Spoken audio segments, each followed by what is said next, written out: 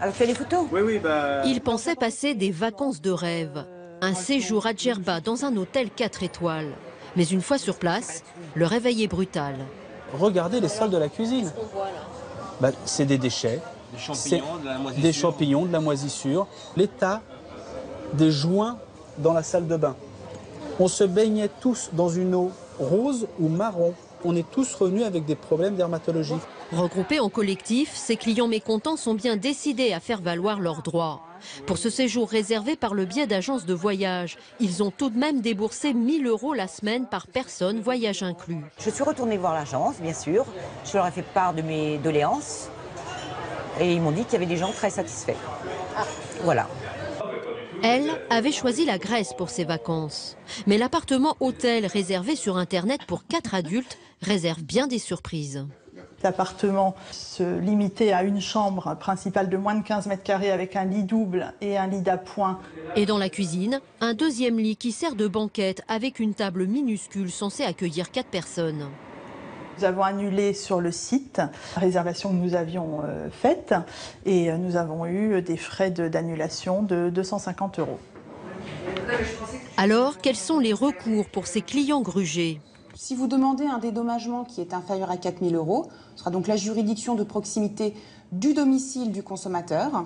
Si vous demandez une indemnisation supérieure à 4 000 €, dans ces cas-là, on s'adressera au tribunal d'instance. Mais d'après une étude réalisée par le comparateur Quelcou, 9 Français sur 10 déçus de leur séjour préfèrent abandonner la fête. Se termine donc, elles auront été profitables pour certains, mais hélas, ratées pour d'autres.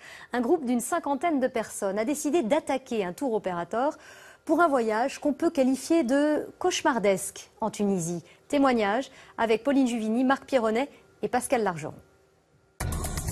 Sur la brochure publicitaire, c'était un vrai petit paradis. Palmiers, eau turquoise et hôtel 4 étoiles, le séjour s'annonçait plutôt bien. Mon plus jeune fils a réussi son bac, il a travaillé tout l'été. Je voulais lui faire plaisir, voilà. Et ça a tourné au cauchemar. Car très vite, la famille de Claudia s'aperçoit que l'hôtel club à Djerba, en Tunisie, est en fait en piteux état et le service inexistant. Loin, très loin de l'image idéale de la brochure, même les normes élémentaires d'hygiène ne semblent pas respectées, comme le laissent penser ces photos prises dans les cuisines de l'hôtel.